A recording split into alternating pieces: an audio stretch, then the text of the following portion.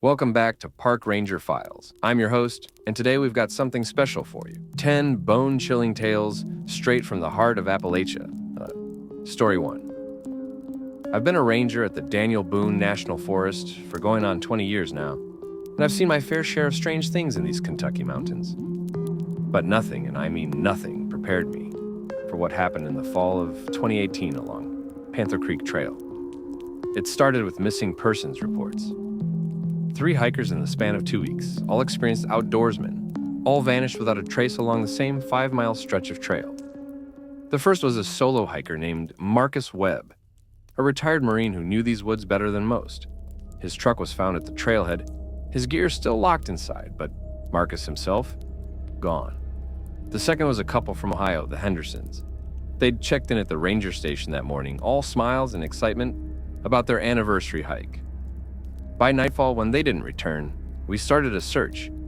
Found their backpacks about 3 miles in, contents scattered like they'd been dropped in a hurry, but no sign of the Hendersons themselves. After the third disappearance, the higher-ups brought in search and rescue teams from 3 counties. They combed every inch of that trail with dogs, helicopters, the works. Found absolutely nothing. That's when they assigned me to patrol the area, see if I could spot anything the big search parties had missed. I headed out on a gray October morning, the kind where the fog sits so thick in the hollows you can barely see 10 feet ahead. The trail follows Panther Creek for most of its length, a beautiful stretch of water that runs clear and cold even in the driest summers. The locals have always said the creek got its name back in the 1800s when the last panther in these parts was killed along its banks, but old-timers will tell you a different story if you get them talking after dark. They say the panther wasn't killed. They say it just changed. I was about 2 miles in when I heard it for the first time. A whistle. Not a bird call or wind through the trees, but a human whistle. The kind someone might use to call a dog or get your attention. It came from somewhere off the trail, back in the dense laurel thickets that choke up these hillsides. Now, I'm not a fool. I know better than to go charging into the underbrush chasing sounds. But it was my job to investigate. So I stopped and called out, identified myself as a ranger. The whistle came again, closer this time, and I could swear it sounded playful, like someone was teasing me. I radioed in my position and headed toward the sound, pushing through the laurel. The whistle kept moving, always just ahead, always just out of sight. I followed it for maybe 20 minutes, getting deeper into terrain that hadn't seen a human footprint in years, when I came to a clearing I'd never seen before. In the center of that clearing was a circle of stones, old ones, covered in moss and lichen. And in the middle of that stone circle sat 3 backpacks. I recognized one immediately. It had a Colorado Rockies patch on it, same as the one Marcus Webb's daughter had described when she filed the missing persons report. The whistle came again, right behind me this time. I spun around, hand on my radio, and saw something that made my blood run cold. Standing at the edge of the clearing was a figure, tall and impossibly thin, its skin the color of old bark. At first I thought it was a person in some kind of costume, but then it moved, and I realized no human being moves like that. All wrong angles and jerky motions like a puppet on tangled strings. It whistled again, and this time I saw where the sound came from. Its mouth, if you could call it that, stretched wider than any human mouth should, showing teeth that looked like they'd been filed to points. I ran. I'm not ashamed to admit it. I crashed through that laurel thicket like the devil himself was on my heels, and maybe he was. I could hear it behind me, moving through the brush without a sound except for that damned whistling. Sometimes ahead of me, sometimes behind, sometimes right beside me, though I never saw it again. I made it back to the trail more by luck than navigation and didn't stop running until I reached my truck. My uniform was torn to shreds and my face and hands bloody from the laurel, but I was alive. I reported what I'd seen, of course. They sent a team back to find that clearing, but it wasn't there.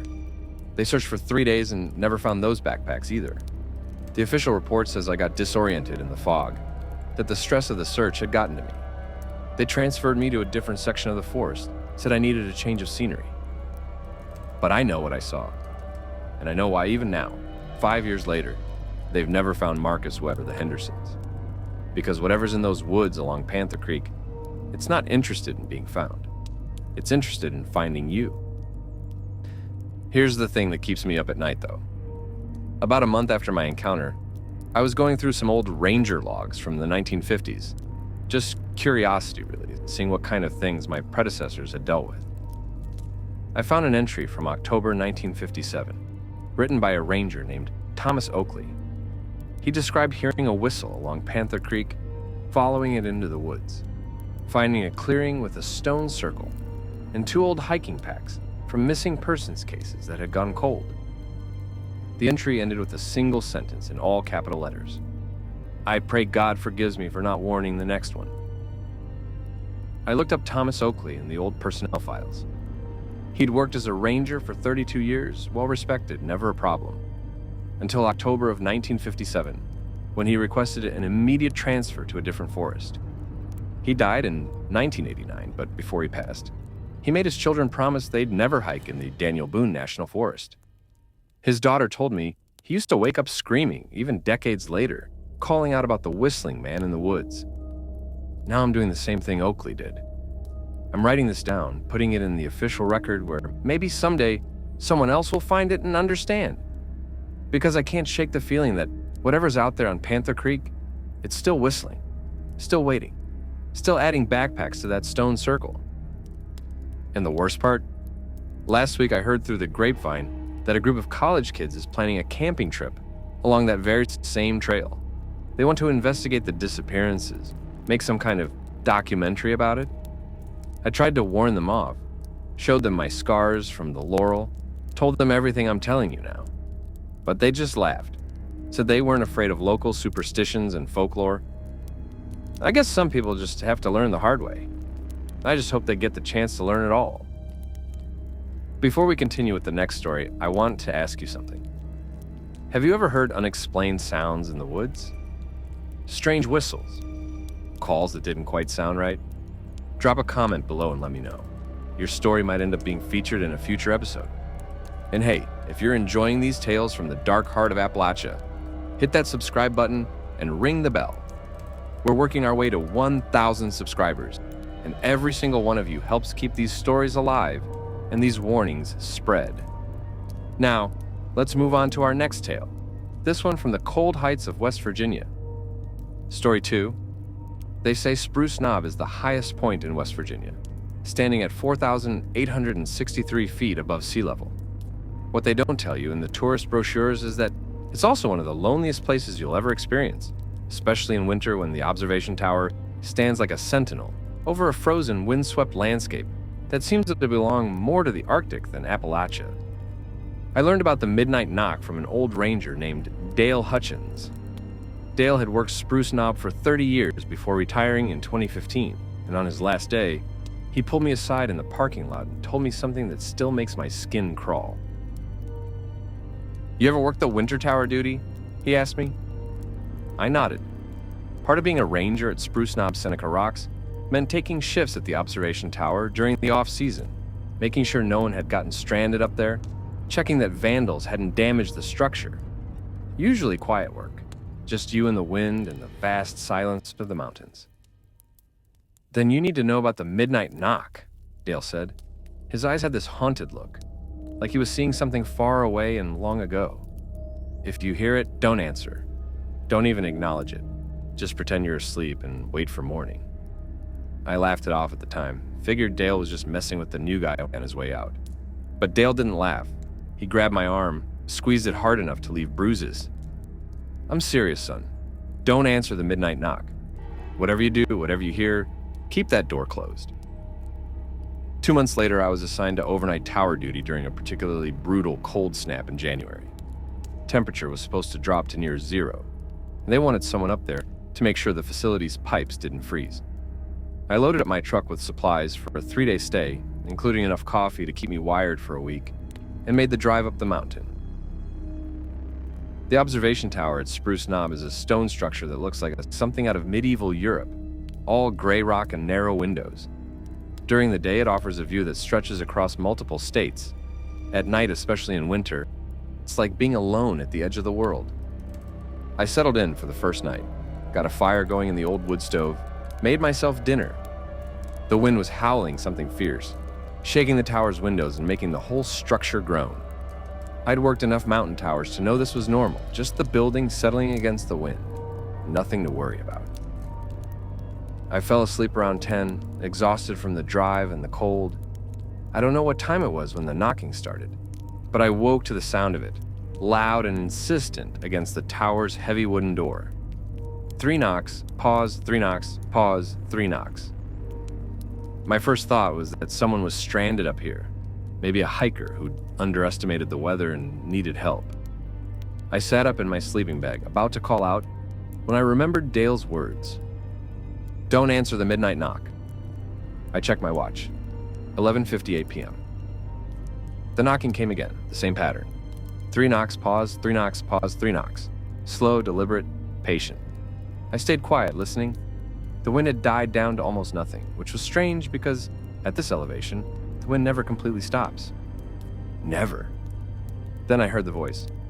Ranger, I need help. Please, I'm freezing out here. It was a woman's voice, young, desperate.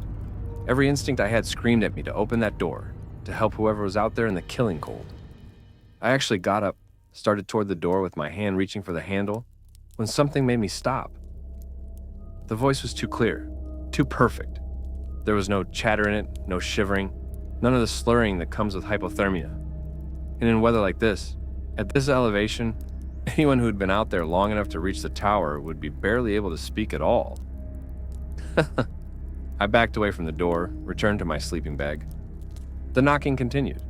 3 knocks, pause, 3 knocks, pause, 3 knocks, over and over with mechanical precision, like a metronome, counting out the seconds until dawn. Please, the voice said again, and there was such genuine pain in it, such raw desperation. I can see your light. I know you're in there. Why won't you help me? I stayed silent, though it was one of the hardest things I've ever done. The knocking went on for what felt like hours. Sometimes it would stop for a few minutes, and I'd think it was over. But then it would start again. The voice changed too. Sometimes it was the young woman, desperate and pleading. Other times it was a man's voice, angry and demanding, calling me a coward for not opening the door. Once, and this is what really got to me, it was a child's voice, sobbing and calling for their mommy, begging me to let them in where it was warm. I lasted until morning by sheer willpower, sitting in that sleeping bag with my hands clamped over my ears, trying not to listen to the voices begging to be let in. I prayed for the first time since I was a kid, recited every prayer I could remember from Sunday school, anything to block out those voices. As soon as the first light of dawn crept through the tower windows, the knocking stopped. Just like that mid-knock, it ceased. The sudden silence was almost worse than the noise had been. I waited another hour before I worked up the courage to open the door. When I finally did, stepping out into the freezing morning air, I looked down at the fresh snow that had fallen during the night. There were no footprints, not a single track in the pristine white blanket that covered the observation platform. Whatever had been knocking at my door all night hadn't left any sign it had ever been there.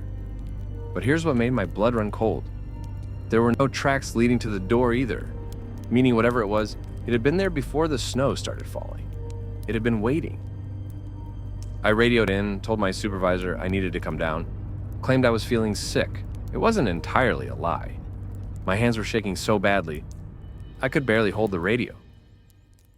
I packed up my gear and got off that mountain as fast as I could, swearing I'd never do another overnight shift at that tower. But here's where the story gets worse. I started researching the history of Spruce Knob, digging through old newspapers and ranger reports at the county library. What I found made my blood run cold all over again. In 1963, a young couple disappeared during a winter storm near the observation tower. Thomas and Ellen Whitmore, both in their mid-20s, had driven up to see the snow. Search parties found Ellen's body 3 days later, frozen solid, less than 50 feet from the tower door. Her hands were bloody, fingernails broken, like she'd been clawing at something.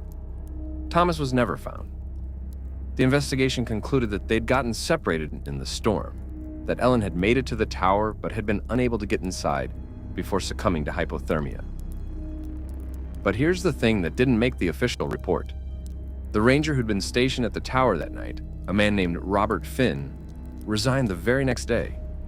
Wouldn't talk about what happened, wouldn't even finish out his 2 weeks' notice.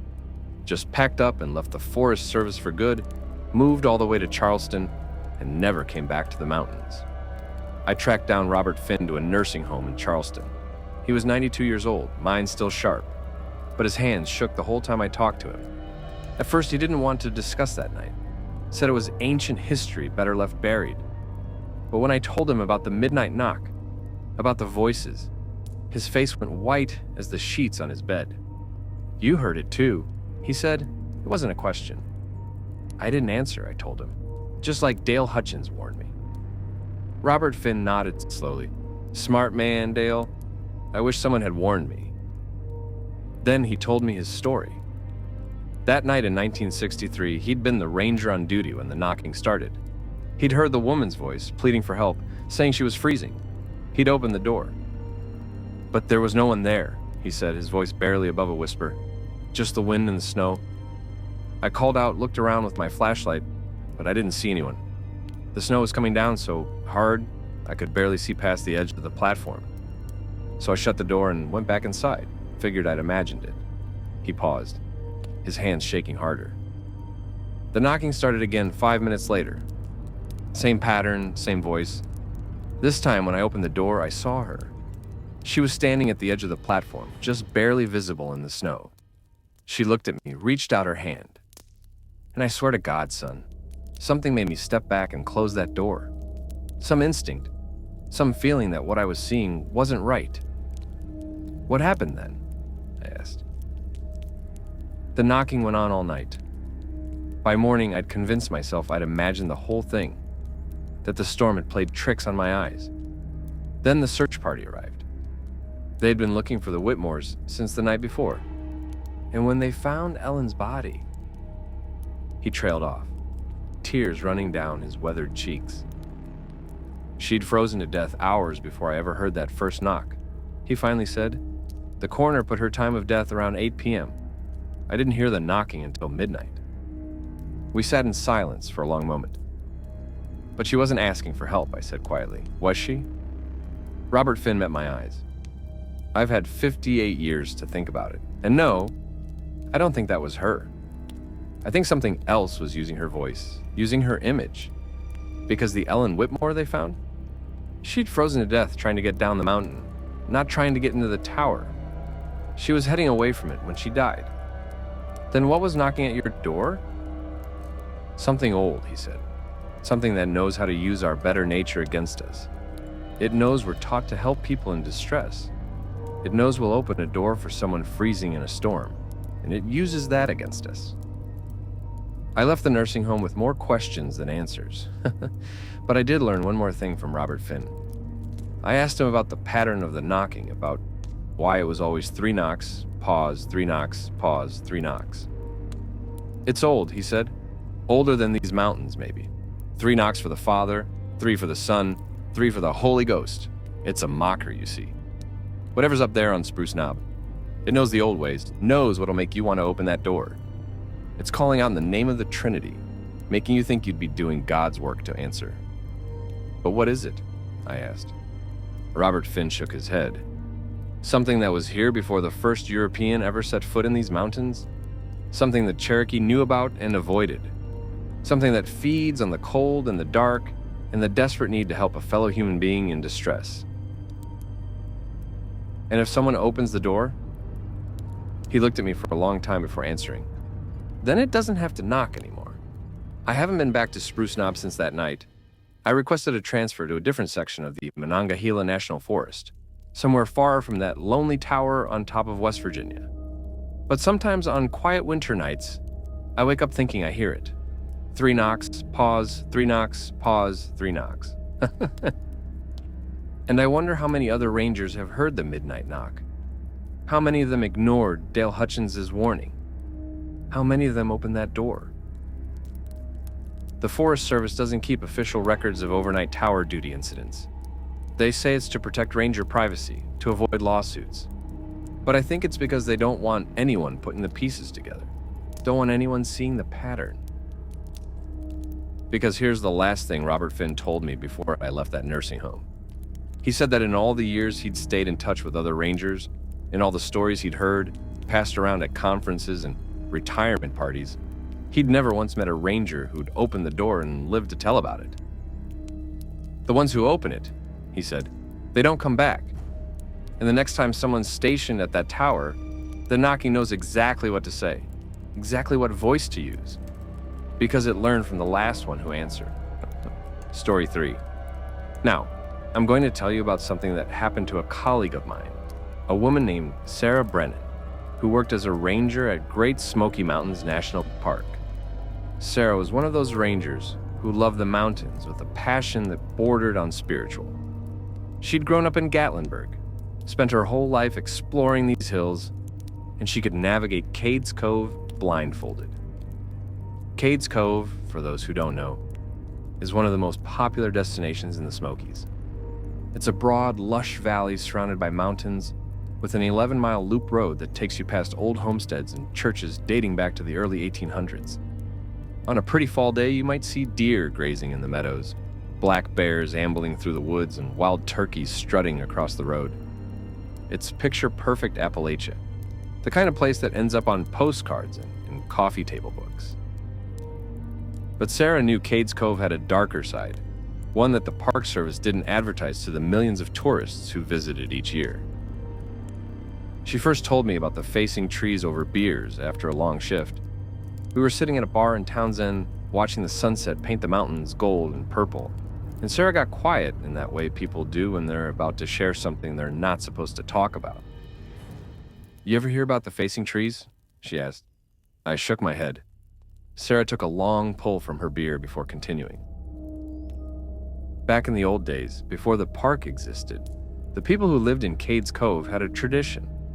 When someone died in a way that wasn't natural, murder, suicide, things like that, they'd plant 2 trees facing each other at the spot where it happened. Oak trees usually, or sometimes hickory. The idea was that the trees would keep watch over the spot, would prevent whatever dark thing had happened there from happening again. "That's an interesting tradition," I said, thinking it sounded like the kind of folklore that gets passed down through generations, getting embroidered and exaggerated with each telling. "It is," Sarah agreed. "Except here's the thing. Those trees are still out there. All over Cades Cove, back in the woods off the main trails, you'll find pairs of trees that grew facing each other in ways that aren't natural. And if you're unlucky enough to walk between them..." She trailed off, staring into her beer. "What happens if you walk between them?" I prompted. Sarah looked up at me, and I saw something in her eyes I'd never seen before. Fear. Real, genuine fear from a woman who'd spent 20 years in these mountains and had never shown an ounce of it before. "You see what happened," she said. "Whatever death occurred at that spot, you experience it. Not like watching a movie, but like you're actually there, living through it, feeling what they felt, seeing what they saw in their final moments." I started to laugh, thinking she was pulling my leg, but the look on her face stopped me cold. "I'm serious," she said. "It happened to me last month." Here's what Sarah told me. She'd been doing a routine patrol of one of the backcountry areas in Cades Cove, checking on some campsites and making sure no one had left trash or started illegal fires. It was early October, that perfect time of year when the leaves are turning but the weather's still warm enough that you don't need a heavy coat. She was following an old game trail that deer had worn through the forest, not really paying attention to where she was going because she'd walked this area hundreds of times. That's when she noticed the trees. 2 massive white oaks, easily 150 years old, growing about 6 feet apart. What caught her attention was how they'd grown toward each other. Their trunks literally bent at an angle so they were facing. It wasn't the kind of thing that happens naturally. Trees grow toward the sun, toward open sky, not toward each other like 2 people leaning in for a conversation. Sarah, being a trained ranger and naturalist, was fascinated. She pulled out her phone to take some pictures, thinking this would make an interesting addition to her nature journal. She walked between the trees to get a better angle. The moment she stepped between them, the world changed. It was still October, still sunny and warm, but Sarah wasn't alone anymore. Standing about 20 feet away, near what looked like a small clearing, was a woman in a long dress, the kind they wore in the 1800s. She was young, maybe 25, with dark hair pinned up under a bonnet. She was crying, and in her hands she held a rope. Sarah tried to call out to her, tried to ask if she needed help, but no sound came from her mouth. She tried to move, to walk toward the woman, but her feet were rooted to the spot. All she could do was watch, trapped in her own body, forced to witness what came next. The woman tied the rope to a tree branch, tested it to make sure it would hold. Her hands were shaking so badly she could barely tie the knots, and Sarah could feel those trembling hands as if they were her own. Then she fashioned the other end into a noose, placed it around her own neck, and stepped off the stump she'd been standing on. Sarah told me she tried to close her eyes, tried to look away, but she couldn't. She was forced to watch every horrible second as the woman strangled, her feet kicking, her face turning purple, her hands clawing at the rope around her neck. And worse than watching was feeling it. Sarah felt the rope tighten around her own throat, felt the panic and regret flooding through her, felt the desperate need for air as her vision started to go dark. It seemed to take forever, though Sarah knew it was probably only a few minutes, the longest few minutes of her life. When it was finally over, when the woman's body hung still and lifeless, the vision ended. Sarah found herself standing between the two oak trees again, her phone still in her hand, tears streaming down her face. Her throat ached like she'd been screaming for hours. She ran. Didn't stop running until she made it back to her truck. Didn't stop shaking until she'd driven all the way out of the cove and back to the ranger station. She went home sick that day, called in sick the next day too. Spent those 48 hours trying to convince herself she'd hallucinated, that she'd had some kind of heat stroke or panic attack or mental breakdown. But she couldn't convince herself because the vision had been too real, too detailed. She'd smelled the woman's fear sweat, had heard the creak of the rope against the branch, had felt the despair radiating off her like heat from a fire. And she'd felt that rope around her own neck, felt the life being squeezed out of her. When Sarah finally went back to work, she did something she probably shouldn't have. She went to the park's archives, started digging through old records from before the park was established, before the government bought up all the land in the 1930s and moved the residents out. She found the woman's story. Her name was Elizabeth Parrish, and she'd lived in Cades Cove with her husband and 3 children. In November of 1887, her husband had taken sick with pneumonia and died within a week, leaving Elizabeth alone to work the farm and raise the children. She'd tried, struggled through 2 hard winters, but eventually the farm failed. The children were starving. She was 3 months behind on debts she couldn't possibly pay, and the bank was threatening to take the land. Unable to feed her children, unable to pay the debts her husband had left behind, Elizabeth had made a terrible choice. She'd given her children laudanum to make them sleep peacefully, then hanged herself from a tree near her cabin. When neighbors found her body 3 days later, they found the children too, still in their beds, all 3 dead from overdose. The community had been horrified. Suicide was considered a mortal sin, but what Elizabeth had done to her children was beyond comprehension. They'd buried her in an unmarked grave at the edge of the cemetery, wouldn't even let her be interred in consecrated ground. And they'd planted 2 trees at the spot where she'd hanged herself. Trees that would grow to face each other, keeping watch over the place where such tragedy had occurred. Sarah showed me the documentation she'd found, old surveyor's maps and church records that confirmed the story. Then she showed me something else, a modern survey map of Cades Cove with dozens of red X's marked on it. Each X is a pair of facing trees, she said. I've been documenting them, trying to figure out how many there are. So far, I've found 43 pairs, 43 murders, suicides, and tragedies, all marked by the people who'd witnessed them, all preserved by trees that had grown for more than a century, keeping silent watch over pain and death and despair. Have you walked between any of the others? I asked, though I was pretty sure I knew the answer. Sarah shook her head violently. Hell no, once was enough. But I've heard stories from other rangers, from hikers who didn't know what they were walking into.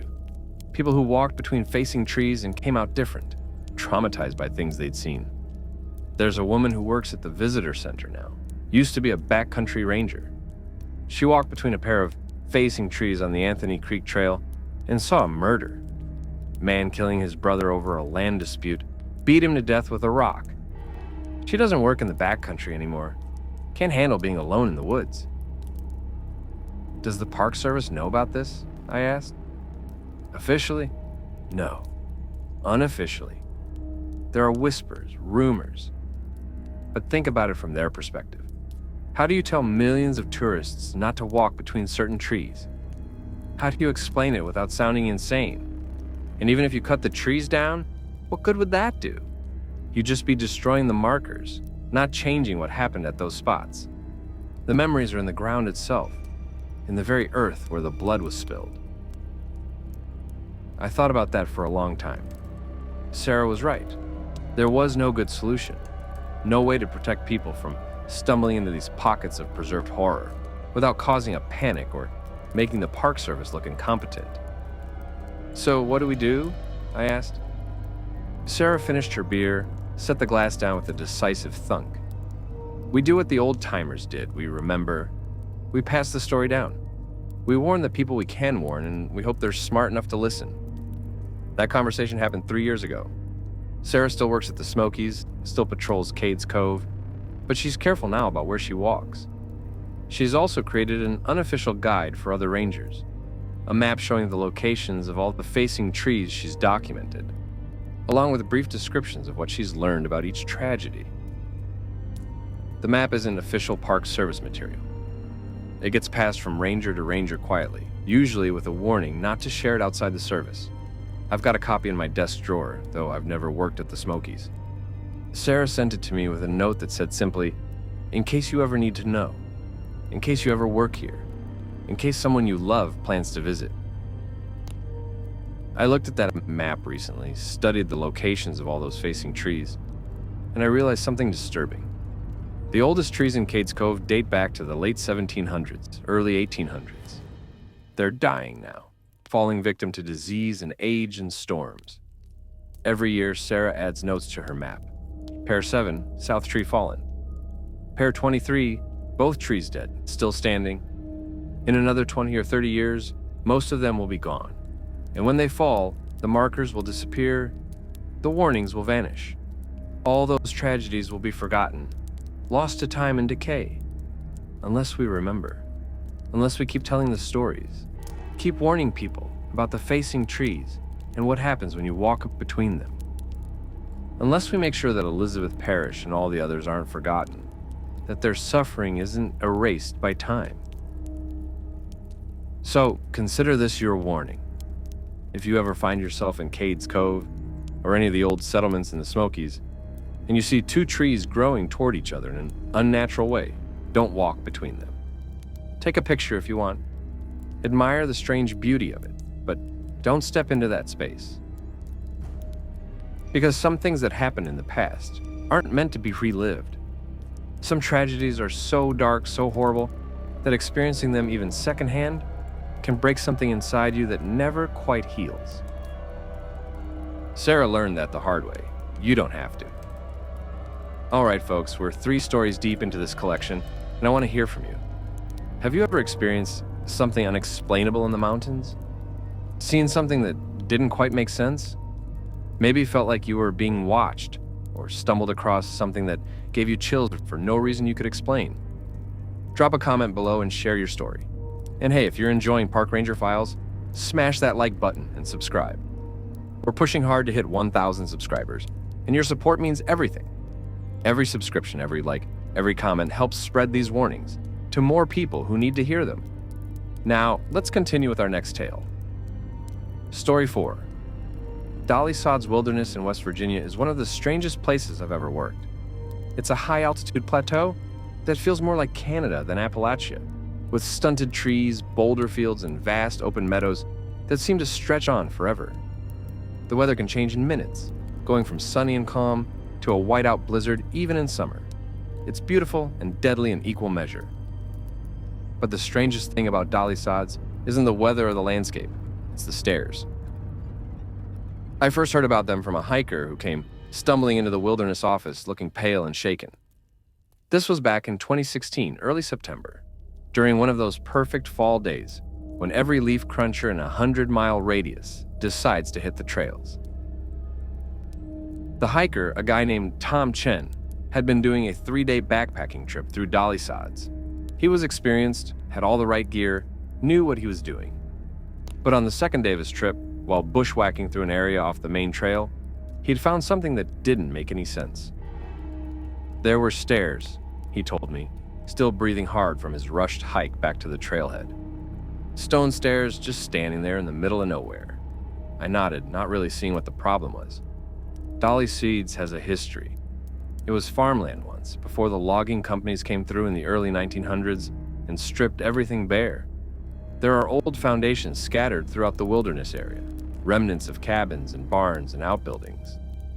I've seen old homestead ruins before, I told Tom. It's pretty common out here. No, he said, shaking his head violently. You don't understand. These weren't attached to anything. They were just stairs, a whole staircase, standing upright in the middle of the forest, like someone had built a set of basement stairs and then removed everything around them. No foundation, no building, nothing. Just stairs. I'll admit that got my attention. Tom pulled out his phone, showed me pictures. Sure enough, there they were. A set of stone stairs, maybe 15 steps high, standing alone among the trees. They looked old, covered in moss and lichen, but structurally sound. They led up to nothing and came from nowhere. Just a staircase standing in the woods, like a monument to absurdity. Okay, I said, that's definitely unusual. But why did you hike out early? Why are you so upset? Tom's hands were shaking as he put his phone away. Because I climbed them. And when I got to the top, I could see my campsite. The one I'd left that morning. The one that was supposed to be 5 miles behind me. I could see my tent still set up. Could see my campfire from the night before. Could see my backpack leaning against a tree. It was like I'd walked in a circle, except I know I hadn't. I'd been following my GPS. I had been heading north the whole time. Maybe you got turned around, I suggested.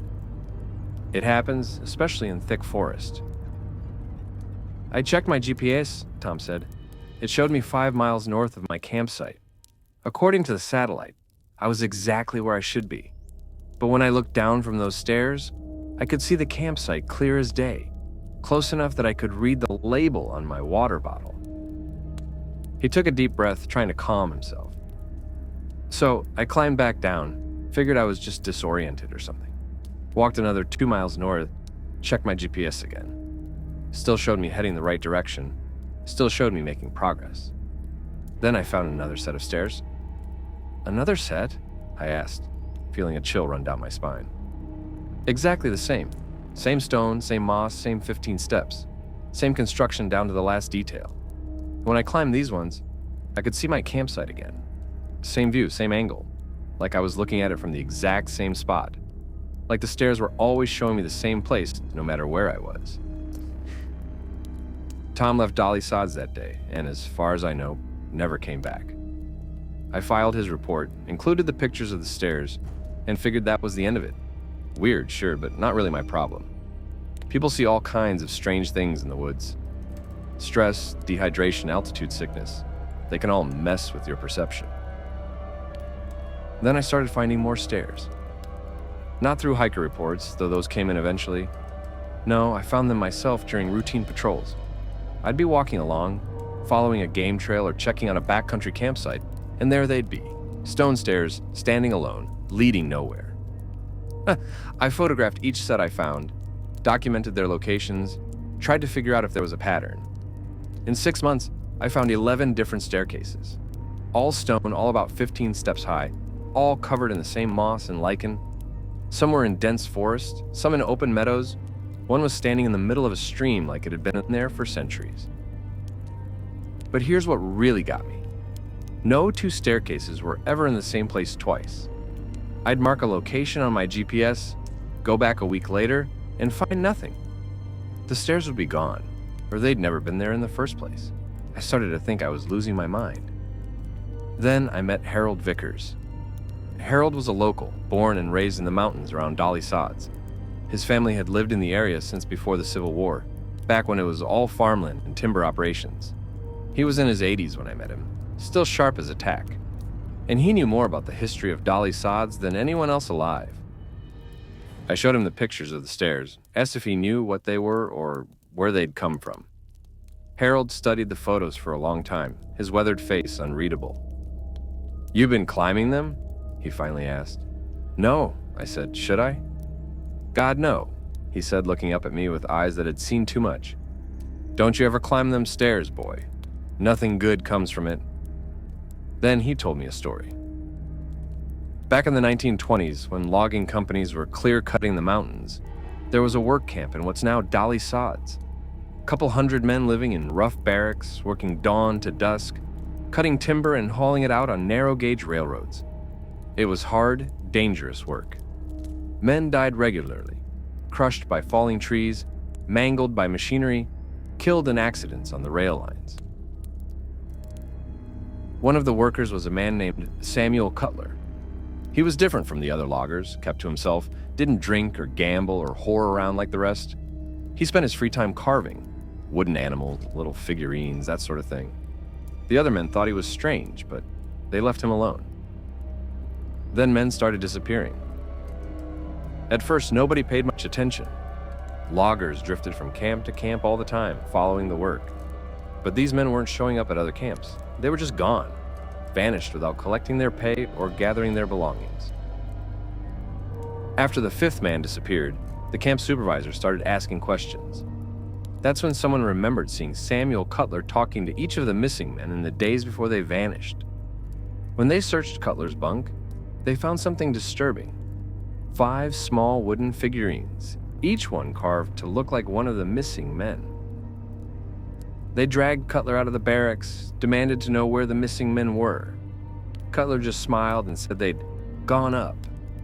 When they asked what that meant, he pointed toward the mountains and said the men had climbed the stairs, had gone up to a better place. The supervisor thought Cutler was mocking them, making light of murder. A group of men grabbed him, hauled him out to the edge of camp, and lynched him from a tall oak tree. They buried him in an unmarked grave and tried to forget the whole ugly business. But the disappearances didn't stop. Over the next 6 months, another dozen men vanished from the logging camp. Some were found eventually, their bodies discovered in impossible places, at the tops of cliffs they couldn't have climbed, or in the middle of boulder fields miles from any trail, but most were never found at all. The logging company shut down the camp in 1927, claimed the timber was played out. But Harold's grandfather, who'd worked there, said the real reason was that men were too scared to stay. They'd started seeing things in the woods, stone stairs that appeared and disappeared, staircases that led up to nothing but showed you places you shouldn't be able to see. My grandfather saw them stairs once, Harold told me. Said he was walking back to camp after dark, and there they were, just standing in the middle of the trail. He walked around them, wouldn't go near them, but he said he could hear something at the top, like someone walking around up there, even though the stairs didn't go anywhere. Did he ever figure out what they were, I asked? Harold shook his head. He thought they were some kind of doorway, a way between here and somewhere else. He said Samuel Cutler had found a way to open doors that should stay closed, and hanging him just made it worse. Made it so those doors couldn't be shut again. I left Harold's house with more questions than answers, but I took his warning to heart. I never climbed the stairs I found in Dolly Sods, and I made sure to warn other rangers and hikers about them. But the stairs are still out there. I still find them during patrols, still photograph them and mark their locations, even though I know they won't be there the next time I look. And every so often a hiker comes into the office with a story about climbing a set of stone stairs in the wilderness and seeing something impossible from the top. Their car at the trailhead when they're 10 miles deep in the backcountry, their house 2 states away, places they've never been but somehow recognize. Most of them laugh it off, blame it on altitude or exhaustion. But a few come back changed, haunted by what they saw from the top of those stairs.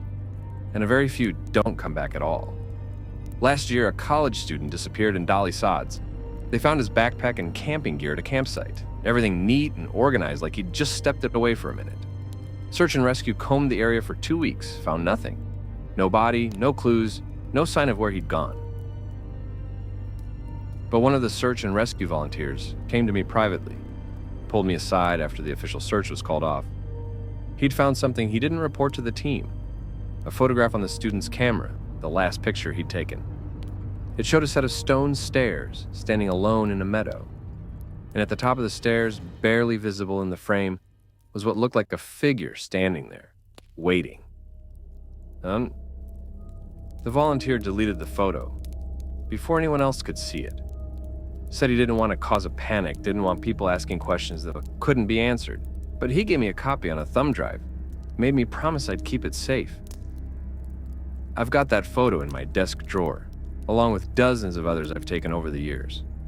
Sometimes late at night when I can't sleep, I pull them out and study them, trying to find a pattern or explanation. And sometimes if I look closely enough, I can see things in those photos that I didn't notice when I took them. Shadows at the top of the stairs that look almost like people, or footprints in the moss leading up the steps and then just ending. I don't know what the stairs in Dolly Sods are or where they came from. I don't know if Samuel Cutler really opened some kind of doorway or if there's a simpler explanation that I'm just not seeing. But I know this. If you're hiking in Dolly Sods and you find a set of stone stairs standing alone in the wilderness, don't climb them. Don't even get close. Mark the location if you want. Take a picture from a distance. But don't touch them. Because once you climb those stairs, once you see what's at the top, there's no unseeing it. And you might not come back down the same person who went up. You might not come back down at all. Story 5. I want to tell you about Shutton Creek, a remote area in the Pisgah National Forest in North Carolina. It's called Shut-In because the creek runs through a narrow gorge with walls so steep and close together that it feels like the mountains are shutting you in. It's beautiful in a claustrophobic kind of way, with water cascading over mossy rocks and rhododendron, so thick you can barely see the sky. It's also one of the most dangerous areas in the forest. Not because of the terrain, though the gorge is treacherous enough. Not because of wildlife, though there are bears and copperheads aplenty. No, Shut-In Creek is dangerous because of the singers. I first heard about them from an old-timer named Bessie Caldwell, who lived in a hollow near the forest boundary. Bessie's family had been in these mountains since before there was a United States, and she knew stories that went back generations, passed down from grandmother to granddaughter in an unbroken chain. I'd stopped by her place to ask about an old trail I'd found on a map from the 1930s, wanted to know if it was still passable. Bessie invited me in for sweet tea and cornbread, and we got to talking about the forest and its history. "You work up near Shutton Creek?" she asked me. I nodded. "Sometimes. Beautiful area, but tricky terrain." Bessie's expression darkened. "Do you ever hear singing up there?" "Singing?" I asked. "You mean like birds?" "No," she said. "I mean singing. Human voices or something close to it. Beautiful singing. The kind that makes you want to follow it deeper into the gorge." I shook my head. Bessie leaned forward, her weathered hands gripping her teacup. "If you ever hear it, you turn around and walk the other way. Don't matter how pretty it sounds, don't matter if it sounds like angels themselves. You don't follow that singing." Then she told me why. Back in 1934, during the worst of the Depression, there was a family living in the mountains near Shutton Creek. The Mercers, a mother, father, and 5 daughters, ranging in age from 6 to 17. They were poor, dirt poor, like everyone else in the mountains during those years. But they had something special. Those 5 girls could sing like you wouldn't believe. People would come from miles around to hear the Mercer girls sing at church on Sundays. Perfect harmony, voices like crystal bells, singing old hymns and mountain ballads that would bring tears to the eyes of the hardest men. Folks said it was a gift from God, that those girls had been touched by something divine. The father, Jacob Mercer, saw an opportunity. He started taking his daughters to towns and cities, had them sing on street corners and in theaters, collecting donations. The money wasn't much, but it was enough to keep the family fed when most folks were starving. But Jacob got greedy. The more money they made, the more he wanted. He started pushing the girls harder, making them sing for longer hours in more places. They'd travel for days, singing in town after town, barely stopping to rest. The girls' voices started to suffer. started to crack and falter from exhaustion. Jacob became desperate. He'd promised some fancy venue in Asheville that his daughters would perform, had already spent the advance money they'd given him. But the girls were worn out, could barely carry a tune anymore. He needed their voices back, needed them perfect again. That's when he took them to Shutton Creek. There were old stories about the creek, tales that Cherokee had told before they were driven out. Stories about spirits that lived in the gorge, ancient things that loved music and beauty. Jacob had heard these stories his whole life, dismissed them as superstition. But now, desperate and afraid, he was willing to try anything. He took his daughters to the narrowest part of the gorge, where the walls closed in so tight you could touch both sides if you spread your arms. There was a pool there, deep and still, where the water collected before tumbling over a waterfall. Jacob made his daughters stand at the edge of that pool and sing. At first, nothing happened. The girls sang their hymns, their voices echoing off the stone walls. But then something changed. The acoustics of the gorge began to amplify their voices, making them sound fuller, richer, more beautiful than they'd ever been. And underneath their singing, barely audible, there was something else. Another voice, or maybe many voices, singing in harmony with them. The girls sang for hours, and the longer they sang, the more beautiful their voices became. By the time Jacob finally let them stop, they sounded perfect again. Better than perfect, angelic. They went to Asheville and performed. The audience was spellbound. People wept openly, said they'd never heard anything so beautiful in their lives. Jacob collected more money than he'd ever seen, and he immediately started planning the next performance, and the one after that. But something had changed in his daughters. They'd stopped talking, barely ate, just sat in silence, staring at nothing. And at night, they'd wake up and sing. Not hymns or ballads, but songs in a language Jacob didn't recognize, with harmonies that shouldn't be possible for human voices to produce. It went on for weeks. The girls would perform during the day, their voices more beautiful than ever, then sing those strange songs at night. Jacob was making money hand over fist, but his wife begged him to stop, said something was wrong with their daughters. He wouldn't listen. Then came the night the girls didn't come back. Jacob woke to find their beds empty. He searched the house, the yard, called their names until he was hoarse. Finally, as dawn broke, he heard them, singing. The sound was coming from the direction of Shutton Creek. He ran through the woods, following their voices. The closer he got to the gorge, the more beautiful the singing became, and the more terrified he felt. Because underneath his daughters' voices, he could hear those other voices, the ones from the pool. And they weren't singing in harmony anymore. They were singing over his daughters, drowning them out. He reached the narrowest part of the gorge where the pool was and found his 5 daughters standing at the water's edge. They were singing with their eyes closed, swaying in perfect unison, and they were walking into the water. Jacob screamed at them to stop, rushed forward to grab them. But the moment he got close to the pool, he heard it too. The other voices singing so beautifully, it made his chest ache, made tears stream down his face, made him want nothing more than to walk into that water and join them. He might have done it too, if his wife hadn't followed him. She grabbed him from behind, dragged him away from the pool, even as he fought her. By the time she'd pulled him back to safety, their daughters had disappeared beneath the surface. They searched for days, brought in people from all over the county to help drag the pool, to dive down and look for bodies. But the pool was deeper than it looked, fed by underground springs, and they never found anything. Jacob Mercer went mad with grief. He spent the rest of his short life wandering the mountains, listening for his daughters' voices. People would find him standing at the edge of the gorge, staring down at the water, humming tunes nobody recognized. He died in 1936, walked into Shutton Creek during a winter storm, and drowned in the same pool that had taken his daughters. "That's a tragic story," I said when Bessie finished. "But surely it's just a story, a cautionary tale about greed." Bessie shook her head.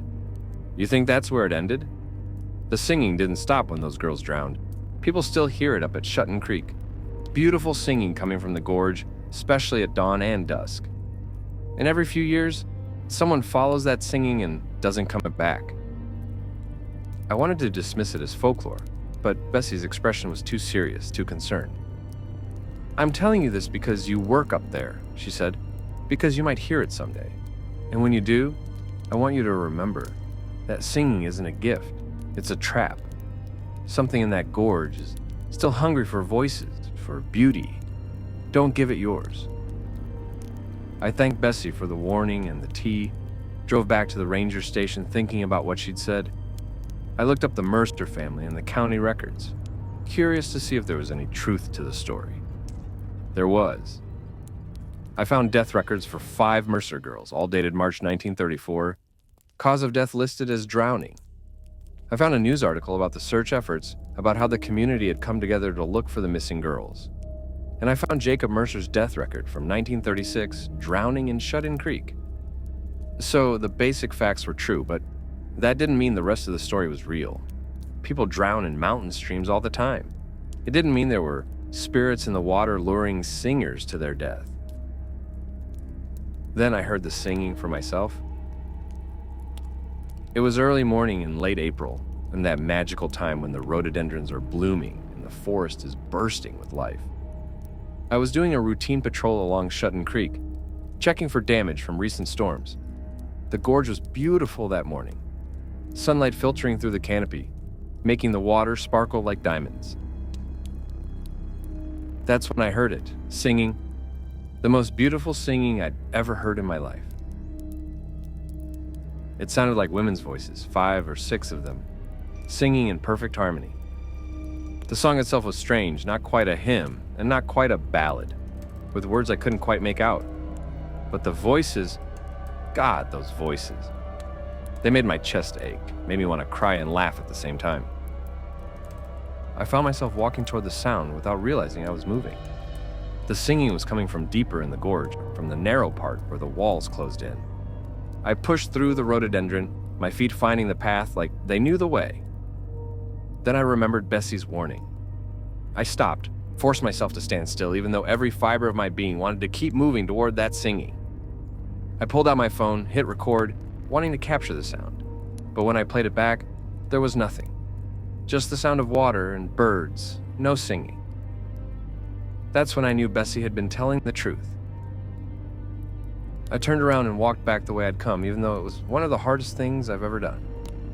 The singing followed me for a while, growing more insistent, more beautiful, almost angry. But I kept walking, didn't look back, didn't stop until I was out of the gorge and back on the main trail. I've been back to Shutton Creek many times since then, always during the day, always alert. I've heard the singing 3 more times over the years. Each time I've turned around and walked away, but I know not everyone does. In 2019, a music student from Appalachian State went missing while hiking near Shutton Creek. She was a vocalist studying opera, and she'd told her roommate she was going to the gorge to practice because the acoustics were amazing. They found her car at the trailhead, found her backpack near the narrow part of the gorge, never found her body. In 2021, a professional singer from Charlotte disappeared in the same area. He'd been researching Appalachian folk music, collecting recordings of traditional songs. His digital recorder was found near the pool at the narrowest part of the gorge. The last thing on it was his own voice, singing a song in a language none of the experts could identify. Then his voice faded out, and there was just the sound of water. And underneath it, if you listened closely, you could hear singing. Multiple voices in harmony, and one of them sounded just like him. The Forest Service doesn't publicize these disappearances. They don't want to scare tourists or start a panic. But rangers know. We warn each other, pass down the stories, mark the gorge as a place to be careful. And I'll warn you too. If you ever find yourself near Shutton Creek in the Pisgah National Forest, and you hear beautiful singing echoing through the gorge, don't follow it. Don't try to find the source. Don't let yourself be drawn into that narrow place where the walls close in and the water runs deep. Because whatever's down there in that pool, it's been singing for 90 years, and it's always hungry for new voices to add to the chorus. Story 6. Linville Gorge in North Carolina is known as the Grand Canyon of the East. It's a massive slash in the earth, 12 miles long and nearly 2,000 feet deep in places, with the Linville River running through the bottom. It's rugged, wild, and dangerous. We lose hikers there every year, people who underestimate the terrain, who get lost in the maze of unmarked trails, who try to climb down cliffs they can't climb back up. But there's one trail in Linville Gorge that's more dangerous than all the others combined. And the strange thing is, it's not on any map. I first heard about the wrong trail from another ranger, a guy named Marcus Webb, who'd worked Linville Gorge for 15 years before transferring out. We were at a regional training conference, sharing stories over beers, when he leaned in close and asked me if I'd ever found a trail that wasn't supposed to be there. "What do you mean?" I asked. "I mean a trail that's not on any map, not in any records, but looks well maintained. Clear pathway even has blazes on the trees, but when you follow it, it doesn't go where it should." I shook my head. Marcus took a long drink, then told me his story. He'd been doing a solo patrol in the gorge, checking on some of the more remote backcountry campsites. It was late afternoon in October, the perfect time when the leaves are peak and the weather's cool but not cold. He was following one of the established trails when he noticed a junction he didn't remember seeing before. There was a clear path branching off to the left, marked with orange blazes on the trees. Marcus checked his map, but there was no trail marked at this location. He figured maybe the Forest Service had cut a new trail and failed to update the maps yet, so he radioed in his position and followed it to see where it went. The trail was well maintained, almost too well maintained. The pathway was clear of debris, the blazes on the trees looked fresh, and there were even what looked like fairly new footprints in the soft earth. Marcus followed it for about 20 minutes, descending deeper into the gorge. That's when he started noticing things that didn't make sense. The forest around him had changed. The trees were different, species he didn't recognize, with bark that looked wrong and leaves that seemed to shift color when he wasn't looking directly at them. The light was wrong too, dimmer than it should be for late afternoon, with shadows that fell at odd angles. And it was quiet. Too quiet. No birds, no insects, no rustling in the underbrush. Just his footsteps and his breathing and a strange pressure in the air, like the atmosphere itself was holding its breath.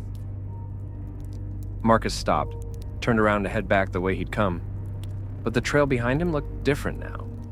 The orange blazes were still there, but they were faded, covered in moss, like they'd been there for decades instead of being fresh. And the trail itself looked overgrown, barely visible through the vegetation. He tried to follow it back anyway, but within minutes, he was completely lost. The trail seemed to shift and change, leading him in circles. His GPS was no help. It showed him standing in the middle of the Linville River, which was impossible because he was at least a quarter mile from the water. Marcus spent 3 hours trying to find his way back, growing more panicked with each passing minute. The light was fading, and he knew he didn't want to be on this wrong trail after dark. Finally, in desperation, he did the one thing every ranger trains not to do. He left the trail completely and started bushwhacking through the forest, using his compass to head in what should be east, back toward the established trail system. It worked. After about 30 minutes of fighting through thick underbrush, he stumbled back onto a trail he recognized. The relief was so intense he nearly wept. He hiked out as fast as he could and didn't stop until he reached his truck. "I went back the next week," Marcus told me. "Took a crew with me trying to find that junction, that wrong trail. We searched for hours. Never found it. No junction, no trail, no orange blazes, nothing. Like it had never existed." "Maybe you just got disoriented," I suggested. "The gorge can mess with your sense of direction." Marcus shook his head. That's what I told myself. But then I started hearing stories from other rangers, from hikers, people finding trails that weren't on the map, following them, getting lost. Some of them made it back. Some didn't. He pulled out his phone, showed me a list of names. These are all hikers who've gone missing in Linville Gorge in the last 20 years. Most of them were experienced, had GPS and maps, should have been fine. But they vanished anyway. And in almost every case, the last person to see them said they'd mentioned finding an interesting trail or a shortcut they wanted to explore. I looked at the list. There were 17 names on it. "What do you think it is?" I asked. "The wrong trail?" Marcus was quiet for a long time. "I think there are places in these mountains where the boundaries get thin, where you can slip from here to somewhere else without even realizing it. And I think that trail is one of those places. A doorway that opens and closes, leading people somewhere they can't come back from." I transferred to Linville Gorge 6 months after that conversation. Part of me wanted to find the wrong trail, wanted to prove Marcus right or wrong. But another part of me, the smarter part, hoped I'd never see it. I found it anyway. It was early spring. I'd been working the gorge for about 3 months. I was doing a routine patrol on one of the main trails when I saw it. A clear junction branching off to the left, marked with orange blazes. I checked my map. No trail was marked at this location. My heart started pounding. This was it, the wrong trail. Part of me wanted to radio it in to call for backup. But another part, the part that had become a ranger, because I loved exploring, wanted to know where it went. I compromised. I marked my position on my GPS, took pictures of the junction and the blazes, then radioed in that I was investigating an unmarked trail. I promised to check in every 15 minutes. Then I followed the trail. At first, everything seemed normal. The path was clear, the blazes were visible, the forest looked like forest. But gradually, subtly, things started to change. The light got dimmer, the trees got taller and stranger. The sounds of the forest faded away until there was nothing but silence. I checked my watch. I'd been walking for 10 minutes. Time to radio in. But when I tried to key the radio, all I got was static. I checked my phone. No signal. That wasn't unusual in the gorge, but it was concerning. I kept walking, telling myself I'd go just a little further, just to see where the trail led. The path started to descend steeply, switchbacking down into what should have been the heart of the gorge. But the gorge I was descending into didn't look right. The walls were too close together, too smooth, like they'd been carved rather than eroded. And at the bottom, I could see something that definitely shouldn't be there. Structures. Buildings, or what was left of them. Old log cabins, maybe a dozen of them, arranged in a rough circle around a central clearing. They looked ancient, the logs black with age and rot. But there was smoke coming from one of the chimneys. Every instinct I had was screaming at me to turn around and run. But I couldn't help myself. I had to know what was down there, who or what was making that smoke. I descended the last switchback and stepped into the clearing. The cabins were definitely old, maybe from the 1800s or earlier. Most had collapsed, their roofs caved in and walls fallen. But the one with the smoking chimney, was still standing. The door was open and I could see firelight flickering inside. I should have run. God knows I should have run. But I called out instead, identified myself as a ranger, asked if anyone needed help. No answer.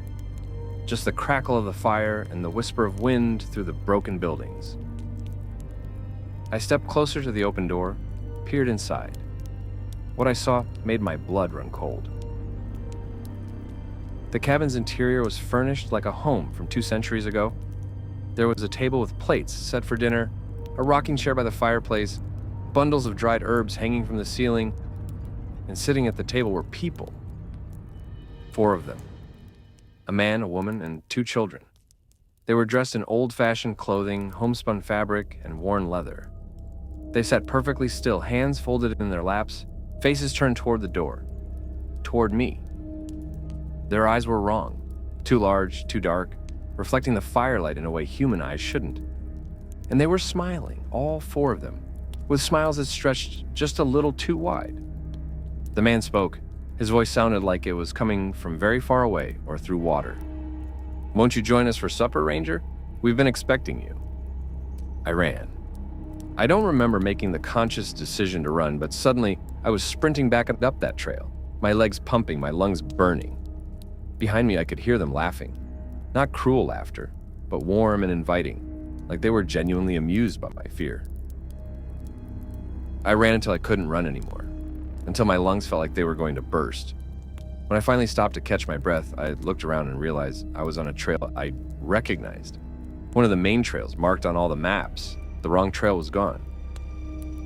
I checked my GPS. According to it, I'd never left the main trail. My radio crackled to life, and my supervisor was asking for my 15-minute check-in. I looked at my watch. Only 15 minutes had passed since I'd radioed in, even though it felt like I'd been walking for an hour. I told my supervisor everything was fine, finished my patrol, and hiked out. I didn't mention the wrong trail or the settlement or the people with the wrong eyes. I knew how it would sound. But I started researching. I spent weeks in libraries and historical societies, digging through old records about Linville Gorge, and I found something that made my hands shake. In 1782, there was a small settlement in what's now Linville Gorge, about a dozen families trying to make a life in the wilderness. They were isolated, cut off from other settlements by the rugged terrain. Then in the spring of 1783, a hunting party from a nearby town made their way into the gorge and found the settlement abandoned. Not destroyed, not ransacked, just empty. The buildings were intact, food was still on tables, fires were still burning in fireplaces. But every single person was gone. Men, women, children, all vanished without a trace. The hunting party searched the area for days but found nothing. No tracks, no signs of struggle, no indication of where the settlers had gone or what had happened to them. Eventually, people started saying the settlement was cursed, that something in the gorge had taken them. No one ever resettled that area. The records didn't say exactly where in the gorge the settlement had been located. The terrain was too rugged and unmapped back then for precise locations. But the description matched what I'd seen. A circle of cabins in a clearing at the bottom of a steep descent. I've seen the wrong trail 3 more times since that first encounter. Each time I've marked it on my GPS, taken pictures, documented everything. And each time when I go back the next day, there's no trail there, just unbroken forest. Other rangers have seen it too, though most won't talk about it officially. We warn each other quietly, pass along descriptions of what the junction looks like, what the orange blazes look like. We tell new rangers to trust their instincts. If a trail feels wrong, and if something about it makes your skin crawl, don't follow it. Because here's what I think, based on everything I've learned and seen. That settlement in 1783 didn't go anywhere. The people didn't leave or get taken. They're still there in whatever pocket dimension or timeline or reality they slipped into. And they're lonely. They want company. They want visitors. They want someone to join them for supper. And that trail, the wrong trail, is their invitation. Last year, a hiker went missing in Linville Gorge. Experienced guy, had all the right gear, knew the trails well. They found his backpack on one of the main trails, found his GPS unit that showed him walking in a straight line off the trail into an area of unbroken forest. They never found him. But I think I know where he went. I think he found the wrong trail. I think he followed it, and I think he's sitting at that table now, with the people with the wrong eyes, waiting for the next visitor to come by. So if you ever hike in Linville Gorge, stick to the marked trails. Don't follow paths that aren't on your map, no matter how well maintained they look. Don't trust orange blazes in places where there shouldn't be any trails at all. And if you find yourself in a settlement that shouldn't exist, if you see people who invite you to supper, for the love of God, run. Run and don't look back. Because once you sit down at that table, you might never get up again. Story 7. Raven Rock is a massive cliff in Cumberland Gap National Historical Park, straddling the border between Kentucky, Virginia, and Tennessee. It's a popular destination for hikers, offering spectacular views of 3 states from its summit. But there's a section of the cliffs, about a mile from the main overlook, that rangers are told to keep hikers away from. Officially, it's because the rock face is unstable there, dangerous for climbing. Unofficially, it's because of the children. I learned about them during my first week working at Cumberland Gap. I was being shown around by a veteran ranger named Patricia Holbrook, and she took me to a section of trail that led toward the western edge of Raven Rock. This trail is closed, she told me, pointing to a gate with a trail closed, unstable terrain sign.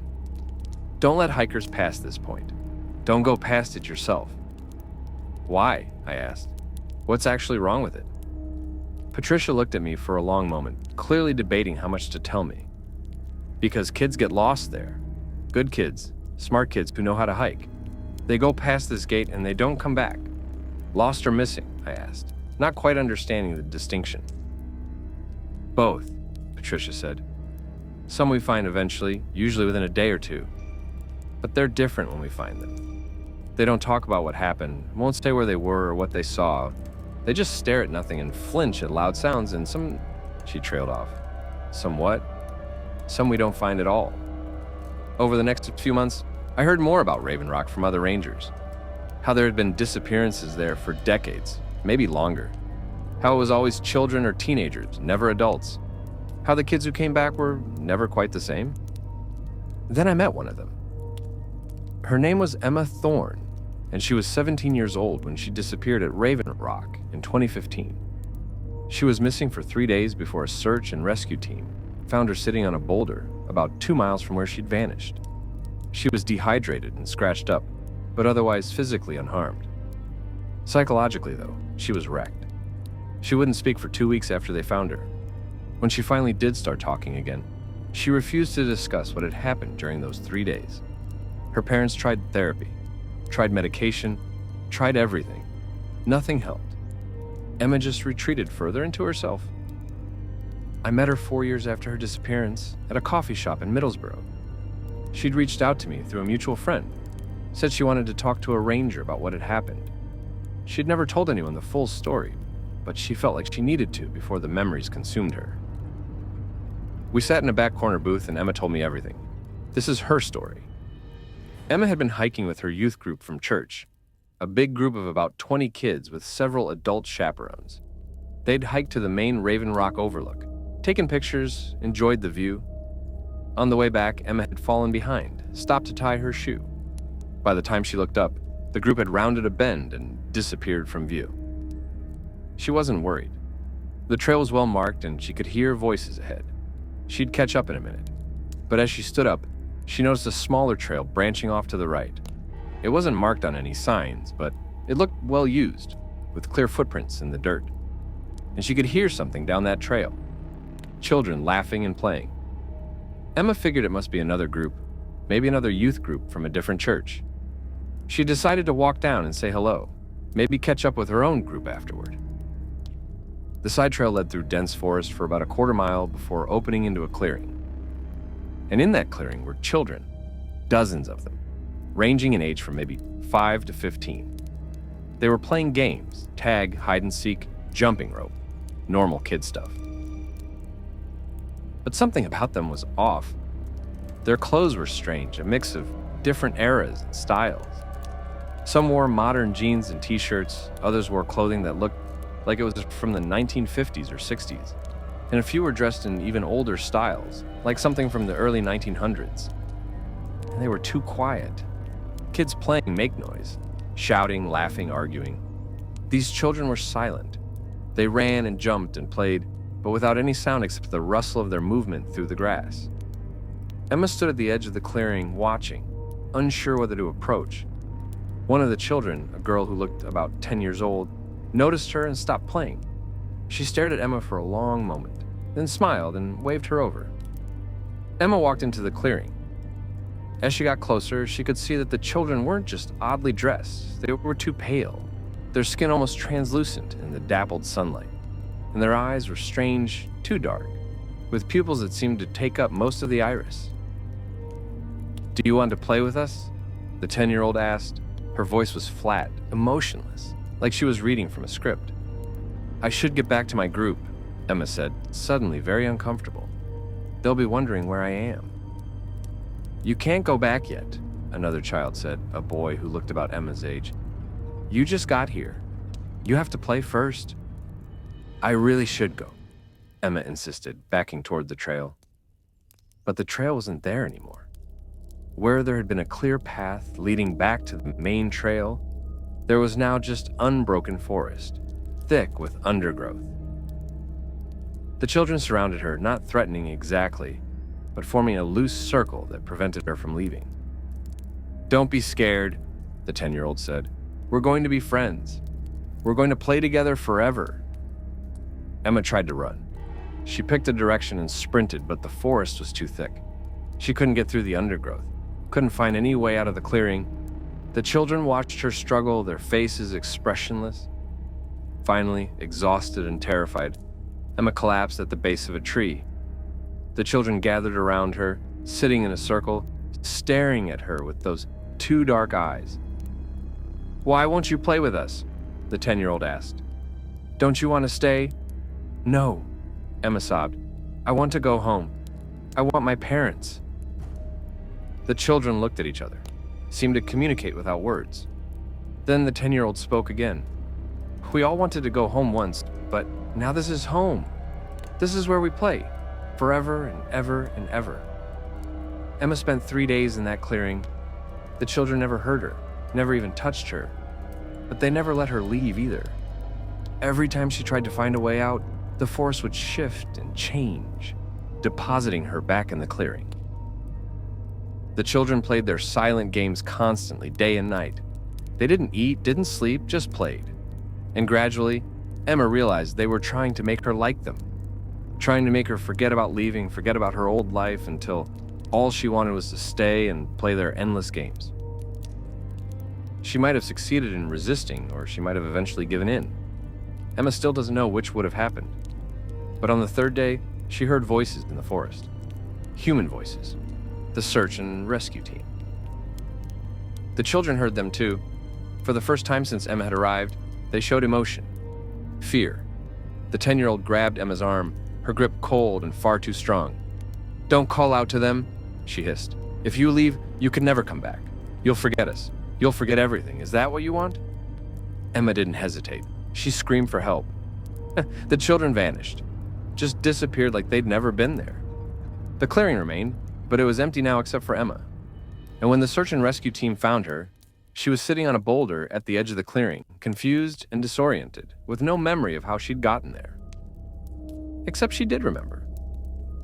Over the following weeks and months, the memories came back in fragments and nightmares. The children, the endless games, the feeling of being trapped in a place outside of time. I looked them up, Emma told me, her hands shaking as she clutched her coffee cup. The children. I couldn't remember all their faces, but I remembered some. A girl in a yellow dress from what looked like the 1960s. A boy in overalls that looked even older, like Depression era. I went through missing persons reports, old newspapers, anything I could find. "Did you find them?" I asked. Emma nodded. The girl in the yellow dress was Melissa Crawford. She disappeared during a family camping trip at Raven Rock in 1968. They searched for weeks, but never found her. The boy in overalls was Thomas Eckhart. Went missing in 1934 during a church picnic. And there were others, so many others. Kids who disappeared at Raven Rock going back to at least the late 1800s. "What do you think they are?" I asked. "Ghosts?" "I don't know," Emma said. "They felt real, solid. But they weren't human anymore, not really. I think maybe they were human once. But whatever took them changed them, turned them into something else.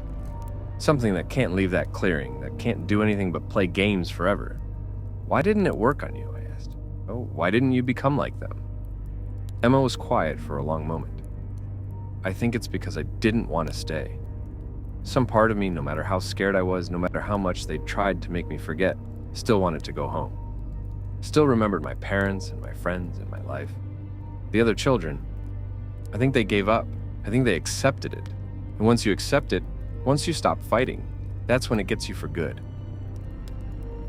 After my conversation with Emma, I started looking into disappearances at Raven Rock. What I found was disturbing.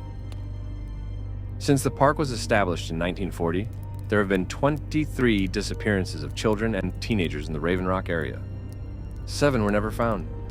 The other 16 were found within a few days, usually in the same general area where Emma had been found, sitting or standing in a daze with no memory of where they'd been. But the disappearances go back much further. I found newspaper articles from the 1920s and 30s, church records from the 1800s, all documenting children who vanished near Raven Rock. Some were found, some weren't. The pattern was always the same. The Park Service knows about this. They have to. That's why they keep that section of trail closed, why they warn rangers to keep hikers away. but they can't exactly tell the public that there's a pocket dimension or temporal anomaly or whatever it is near Raven Rock that traps children in an eternal playground. So they say the rock is unstable. They say it's dangerous. They keep the gate closed and hope people listen. But people don't always listen. Every year, someone ignores the signs, jumps the gate, goes exploring. And every few years, a child doesn't come back. Emma ended her story with a warning. If you have kids, she said, if you know anyone with kids who wants to visit Raven Rock, tell them to stay on the marked trails. Don't let them wander off, not even for a second. Because those children in the clearing, they're lonely. They're always looking for new friends, and once they find you, they don't want to let you go. I asked Emma if she'd ever thought about going back, about trying to help the trapped children. She looked at me like I was insane. Go back? I have nightmares about that place every single night. I wake up thinking I'm still there, still trapped in that clearing with those children. I'll never set foot in Cumberland Gap again as long as I live. Then she leaned forward, her eyes intense. But sometimes, late at night, I hear them. The children, they're calling my name, asking me to come back and play. And the worst part of me wants to go. Part of me misses them. Misses that clearing. That's what scares me most. That they're still in my head somehow. Still trying to pull me back. Emma left after that, and I haven't seen her since. But I think about her story every time I patrol near Raven Rock. I make sure that gate stays closed. I turn back every hiker who tries to go past it, no matter how much they argue that they're experienced, that they know what they're doing. Because I know what's waiting back there in that clearing. I know those children are still playing their silent games, still waiting for new friends to join them. And I'll do everything in my power to make sure no one else gets the invitation. We're past the halfway point now, folks, and these stories just keep getting darker. I want to take a moment to ask you, have any of you had experiences with places that felt wrong? Areas where you knew, deep in your gut, that you shouldn't be there? Share your stories in the comments below. And if you're finding value in these warnings from the deep mountains, please hit that like button and subscribe to Park Ranger Files. We're so close to 1,000 subscribers, and your support helps these stories reach the people who need to hear them. Now, let's continue into even darker territory. Story 8. Bald Mountain in Cherokee National Forest, Tennessee, got its name because the summit is completely bare. No trees, just grass and rock and spectacular views. There are a few theories about why the summit is treeless. Some say it's because of fires, others say the soil composition won't support trees. The Cherokee had a different explanation, but most folks dismiss it as legend. I learned the Cherokee explanation from an old man named Joseph Swimmer, who claimed descent from one of the Cherokee families that had managed to avoid the Trail of Tears. He lived in a cabin near the forest boundary and had been there so long that even the oldest rangers couldn't remember a time when he wasn't part of the landscape. I met Joseph when I was investigating reports of illegal campfires on Bald Mountain. Rangers had been finding fire rings near the summit, big ones, large enough for gatherings of 20 or 30 people. But we never found anyone up there, never caught anyone in the act of building these fires. They'd just appeared, still warm from recent use, with no footprints or other evidence of who'd been there. I'd hiked up to check on another report, found a fire ring that was still smoking. I was photographing it, documenting the evidence, when Joseph appeared. I don't mean he walked up, I mean he just appeared, like he'd materialized out of the air. "You won't find them," he said, nearly giving me a heart attack. Jesus, I spun around, hand on my radio. "Where did you come from?" "Been here longer than you," Joseph said, which wasn't really an answer. "You won't find the ones making these fires. They're not from your time."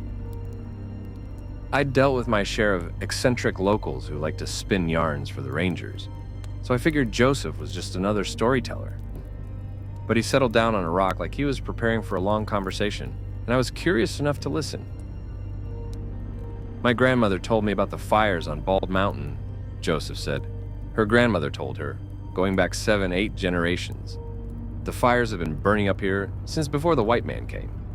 Since before the Cherokee came, even. They're older than any of us. "Who lights them?" I asked, playing along. The ones who came before, Joseph said, the old ones.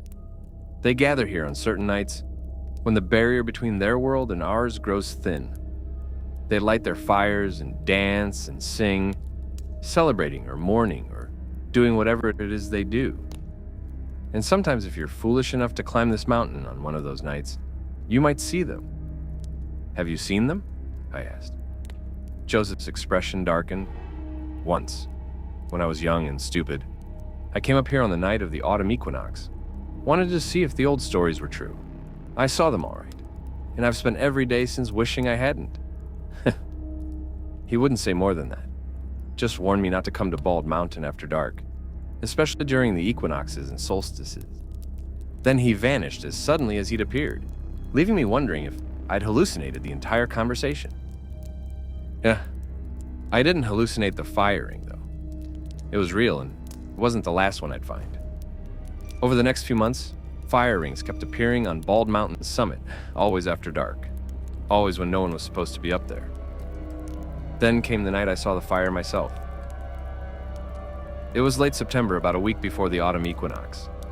I'd been working late, finishing up some paperwork at the ranger station, when I looked out the window and saw a glow on the horizon. A big glow, like a massive bonfire, coming from the direction of Bald Mountain. I grabbed my radio and my gear and headed up the mountain. It was a 2-hour hike to the summit, and by the time I was halfway there, I could hear music, drums maybe, or chanting. The sound echoed off the mountains in a way that made it impossible to tell exactly where it was coming from. I kept climbing, following the glow and the sound. As I got closer to the summit, the music got louder, more complex. There were definitely drums, but also other instruments I couldn't identify, playing rhythms that seemed to shift and change, never quite falling into a pattern my ears could follow. I reached the tree line and looked up at the summit. There was definitely a fire up there, a huge bonfire that lit up the night sky. And around it, silhouetted against the flames, were figures, dozens of them, maybe hundreds, dancing in a circle around the fire. Every instinct I had told me to turn around and go back down the mountain. But I was a ranger. It was my job to investigate illegal activities in the park, and this definitely qualified as illegal. You can't have open fires on Bald Mountain, and gathering in groups this large requires a permit. I climbed the last stretch to the summit and stood at the edge of the bare ground, looking at the scene before me. The fire was massive, 20 feet tall at least, burning with flames that were the wrong color, too blue, too green, too bright. The figures dancing around it were human-shaped but wrong in subtle ways. Too tall, or with limbs that bent at odd angles, or with faces that seemed to shift and blur when I tried to look directly at them. The music was overwhelming up close, vibrating through my bones, making my teeth ache. The rhythm was complex beyond anything I'd ever heard, layers upon layers of sound that seemed designed to confuse and disorient.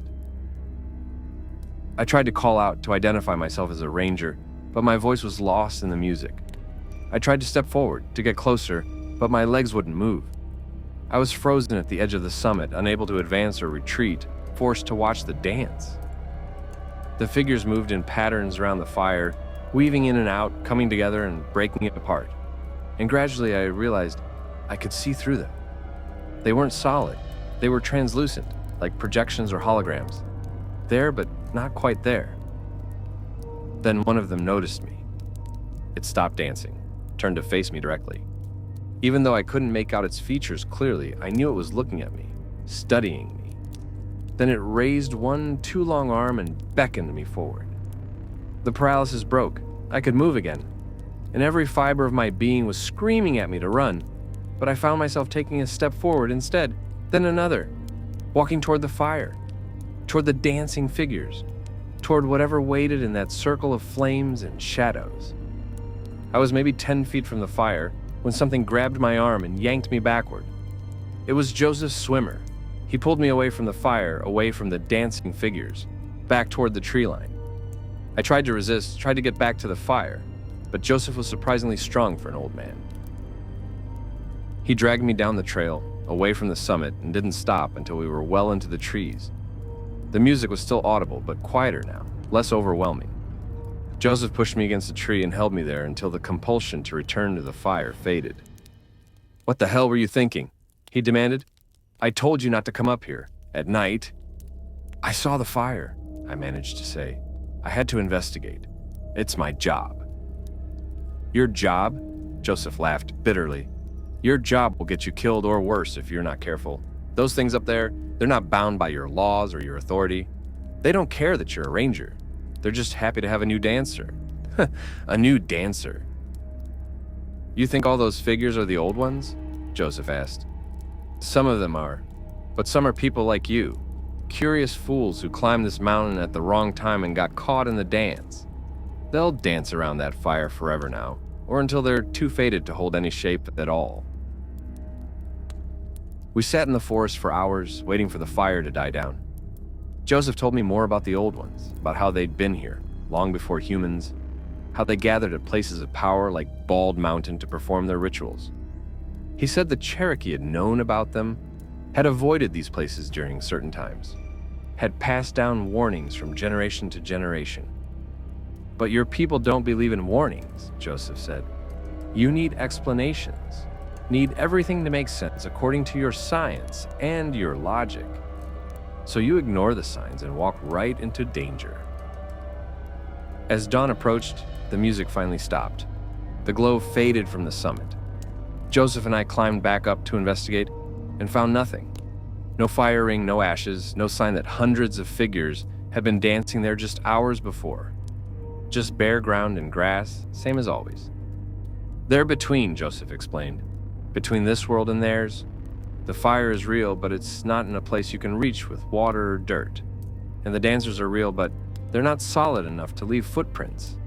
They exist in the spaces between things, and on certain nights, those spaces overlap with our world." I filed a report about the incident, but I left out most of the details. I said I'd seen what looked like a large bonfire, but when I investigated, there was nothing there. Probably just lightning or atmospheric phenomenon. The Park Service seemed happy with that explanation. But I've been back to Bald Mountain many times since that night, and always during the day, always alone. I've found those fire rings, still appearing after certain nights. I've felt the thin places Joseph talked about, spots on the summit where the air feels different, where reality seems just a bit more flexible. And I've seen other rangers who've encountered the bonfire. They don't talk about it openly, but I can see it in their eyes. That haunted look. That knowledge of something that shouldn't exist, but does. Last year, a hiker went missing on Bald Mountain. They found his campsite abandoned, his gear still there, no sign of struggle. The search went on for 2 weeks before being called off. No body was ever found. But on the next autumn equinox, I hiked up to Bald Mountain's summit and watched from the tree line as the fire appeared, and the dancers began their eternal dance. And I swear I saw a new figure among them, one that moved with the uncertain steps of someone still learning the rhythm, someone wearing a Park Service jacket. I don't go to Bald Mountain after dark anymore. I don't care what I see from the ranger station windows, don't care what reports come in. When the sun sets, that mountain belongs to something else, something old and hungry and always looking for new dancers to join the circle. If you ever find yourself in Cherokee National Forest, if you ever decide to climb Bald Mountain, do it during the day. Leave before sunset. And if you see a fire on the summit at night, no matter how curious you are, no matter how much it seems to call to you, turn around and walk away. Because some dances, once you join them, never end. Story 9. Frozen Head State Park in Tennessee is named for the mountain that dominates the area, which gets covered in ice in winter, making the peak look like a frozen head. It's beautiful, rugged country, popular with serious hikers. It's also where they hold the Barkley Marathons, one of the world's toughest ultramarathons. But there's a place in Frozen Head that has nothing to do with races or recreation. A place that rangers are told about during orientation, always off the record, always with the same warning: stay away from the old well. I first heard about it from my supervisor, a grizzled veteran named Tom Redding, who'd worked Frozen Head for 30 years. We were doing a trail inspection together, and he pointed out a faint path leading off into the woods. "Don't follow that path," Tom said. "And if hikers ask about it, tell them it's closed due to hazards." "What kind of hazards?" Tom was quiet for a long moment. "The kind that are hard to explain. Just trust me on this one. That path leads to an old homestead site. There's a well there, and you don't want anything to do with that well." Of course, Tom's warning just made me more curious. So a few weeks later, when I had some free time, I decided to follow that faint path and see what was so dangerous about an old well. The path led through dense forest for about a mile before opening into a small clearing. The homestead was long gone. Just a few rotting timbers and a collapsed chimney remained. But the well was intact, a circular stone structure about 3 feet high, with a wooden cover that looked surprisingly well preserved for something that must have been 100 years old. I approached the well cautiously, not sure what I was expecting to find. When I reached it, I lifted the wooden cover and looked down. The well was deep, dropping away into darkness beyond the reach of daylight. I pulled out my flashlight, shined it down into the depths. The beam didn't reach the bottom, just faded away into blackness. But I could see the stone walls of the well shaft, slick with moisture and covered in moss. And I could see writing. Someone had carved words into the stones, dozens of lines of text spiraling down into the darkness. The writing was crude, done with a knife or sharp rock, and it was hard to read from this angle, but I could make out a few words. "Stay away, don't listen, they lie." I leaned further over the well's edge, trying to read more of the writing when I heard it. A voice coming from deep in the well, a woman's voice, faint and distant. "Help me, please, someone help me, I'm trapped down here." My blood ran cold. I pulled back from the well's edge, my mind racing. Someone was down there. Someone was trapped in this well, calling for help. I needed to call for rescue, needed to get a team out here immediately. I grabbed my radio, was about to call it in, when I heard the voice again. "Please hurry, I'm so cold. I've been down here for so long." Something about the voice made me pause. It was too clear, too steady. If someone had really been trapped in that well for any length of time, they'd be panicked, desperate, probably hypothermic. This voice was calm, almost pleasant. And it was coming from impossibly deep in the well. The shaft had to be at least 50 feet deep, probably deeper. No one could have fallen that far and survived, let alone be coherent enough to call for help. I leaned over the well again, shined my flashlight down. "Hello? Can you see my light?" "Yes," the voice said. "I can see it. Please, throw down a rope. Pull me up." "How deep are you?" I asked.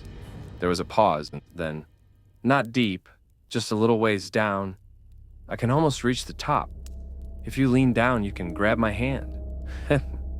I shined the flashlight directly down the shaft, following it as far as the beam would reach. There was nothing there, no person, no hand reaching up. Just empty well shaft descending into darkness. "I don't see you," I said. "I'm right here," the voice said, and now it sounded closer. Much closer. "Just lean down a little further. Reach your hand down. You'll feel me." Every instinct I had was screaming at me to back away from the well, to replace the cover and leave this place. But there was something compelling about the voice. Something that made me want to lean down, want to reach into that darkness. I found myself stretching out over the well's edge, one hand gripping the stones, the other reaching down into the shaft. My fingers were inches from the darkness when I saw something that made me jerk back. Handprints all over the inside of the well, just below the edge. Dozens of them, maybe hundreds, pressed into the moss and slime that covered the stones. And they were all reaching upward, fingers extended like dozens of hands, trying desperately to climb out. I scrambled backward, nearly fell, caught myself on the edge of the well structure. The voice came again, but it wasn't pleasant anymore. It was angry. "Why won't you help me? Why won't anyone ever help me?" Then I heard other voices joining the first. Men, women, children, all calling up from the depths of the well. All asking for help, all begging to be pulled up, all promising they were just a little ways down, just out of reach. I ran. I didn't stop running until I was back on the main trail, back in sunshine and safety. My hands were shaking so badly I could barely keep my radio. I called Tom, told him I needed to see him immediately. An hour later, we were sitting in his office and I was telling him everything I'd seen and heard. Tom listened without interrupting, his expression growing grimmer with each detail. When I finished, he opened his desk drawer and pulled out a file. It was old, the paper yellowed with age, and it was marked, "Frozen Head, Historical Deaths." "The well's been there since the 1850s, Tom said. Part of a homestead belonging to a family named Garrett. They lived there for about 5 years before something happened. The exact details are murky, but the end result was clear. The entire family disappeared." He opened the file, showed me newspaper clippings from 1857. The articles described how neighbors had gone to check on the Garrett family and found the homestead abandoned. No sign of struggle, no indication of where they'd gone. The only unusual thing was the well. Its cover had been removed and was lying on the ground nearby. "A search party checked the well," Tom continued. "They lowered a man down on a rope to see if anyone had fallen in. He made it about 30 feet down before he started screaming to be pulled up. When they got him to the surface, he wouldn't talk about what he'd seen, just kept saying, 'They're all down there. All of them. Still reaching.'" "The Garrett family was in the well?" I asked. "That's what the searchers seemed to think. But when they went back with proper equipment to recover the bodies, they found nothing. Empty well, no bodies, no sign anyone had ever been down there. Just water at the bottom, clear and cold." Tom closed the file. "Since then, there have been dozens of incidents at that well. People hearing voices calling for help. People seeing hands reaching up from the darkness. 3 people have actually climbed into the well, trying to rescue whoever was calling. All 3 disappeared. Their bodies were never found." "What's down there?" I asked. Tom shook his head. "I don't know. Something old, something that's been there a lot longer than the well itself. The well just gave it a voice, gave it a way to call to people. The Garretts must have figured that out eventually, tried to seal it shut. But whatever's down there, it got them first. Can't we just fill it in? Seal it permanently?" "We tried," Tom said. "Back in the 80s, a ranger had the same idea you did. Got a crew together, filled the well with rocks and dirt, poured concrete over it. 3 days later, the cover was off again and the well was empty. Whatever's down there doesn't want to be sealed in." I've been back to that clearing a few times over the years, always to check on the well, always to make sure the wooden cover is in place and the warning signs I posted are still visible. Each time I can hear the voices if I get too close, always calling, always asking for help, always promising they're just out of reach. And each time, I notice new handprints on the inside of the well, new marks where someone leaned over too far and nearly fell in. Or did fall in, and we just haven't found their car abandoned at the trailhead yet. The Park Service won't acknowledge the well officially, can't put up signs saying, "Beware, mysterious entity in old well lures people to their deaths." So we just mark the trail as closed, tell hikers it's hazardous, and hope people listen. Most do, but every few years, someone ignores the warnings.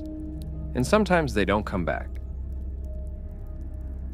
If you ever find yourself at Frozen Head State Park, if you ever decide to explore off the marked trails and you come across an old homestead site with a stone well, do not look down into it. Do not listen to any voices you might hear. Do not reach down into the darkness.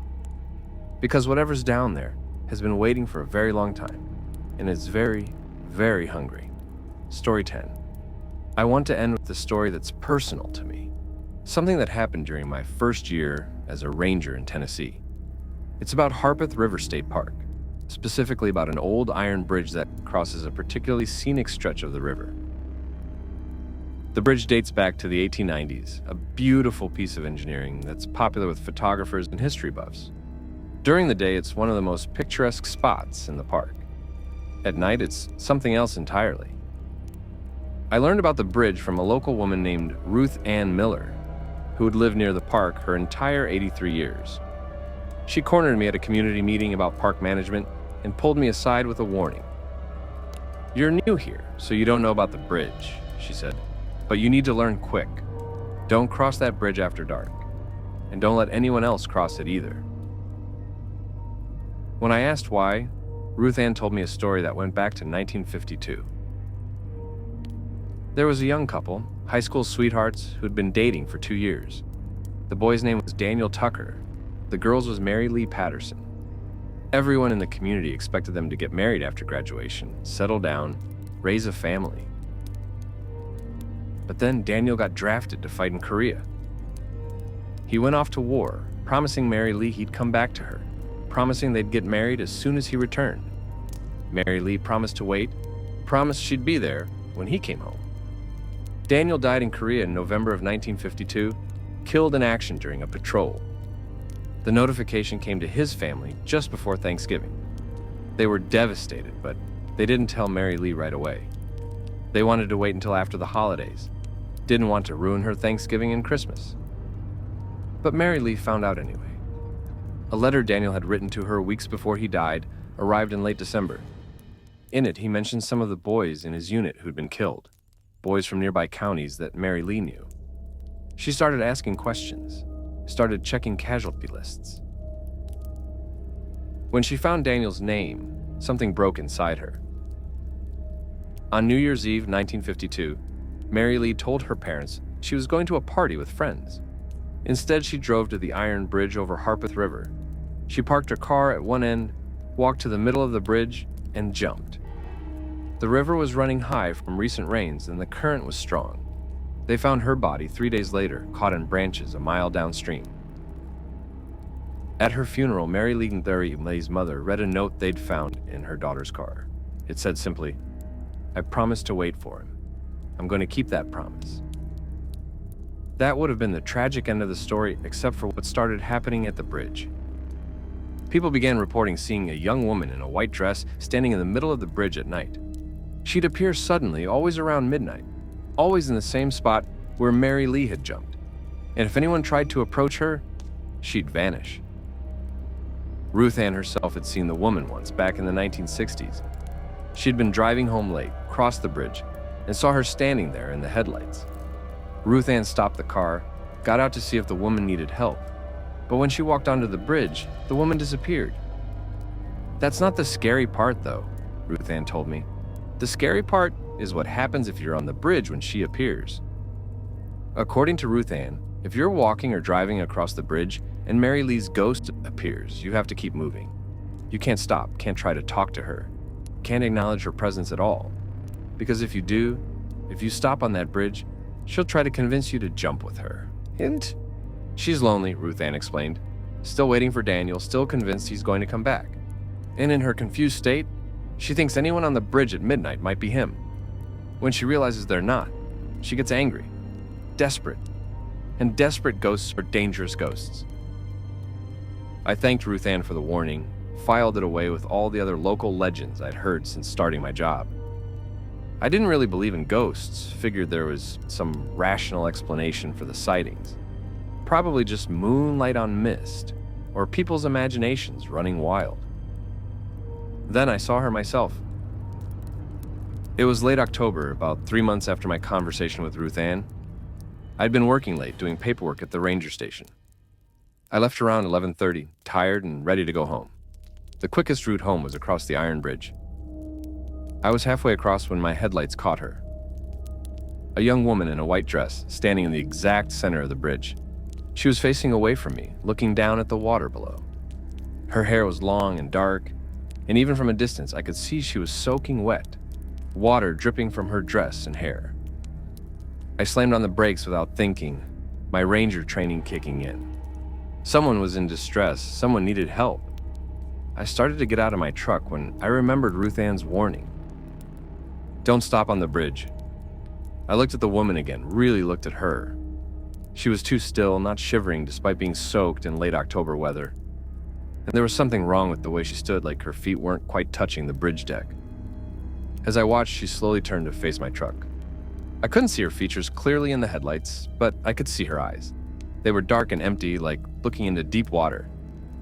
She raised one hand, beckoning me forward. Every instinct I had was screaming at me to shift into reverse and get off that bridge. But I was frozen, my hand on the door handle, unable to move. The woman started walking toward my truck, her movements smooth and fluid, her feet definitely not touching the ground now.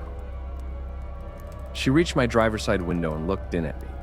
Up close, I could see that she was young, probably 18 or 19. She was beautiful in a heartbreaking way, with delicate features and sad eyes that seemed to hold centuries of loneliness. She tapped on my window. "I'm waiting for someone," she said. Her voice was muffled by the glass, but clear enough to understand. "Have you seen him? Daniel Tucker? He promised he'd come back." I should have driven away. Should have hit the gas and gotten off that bridge as fast as possible.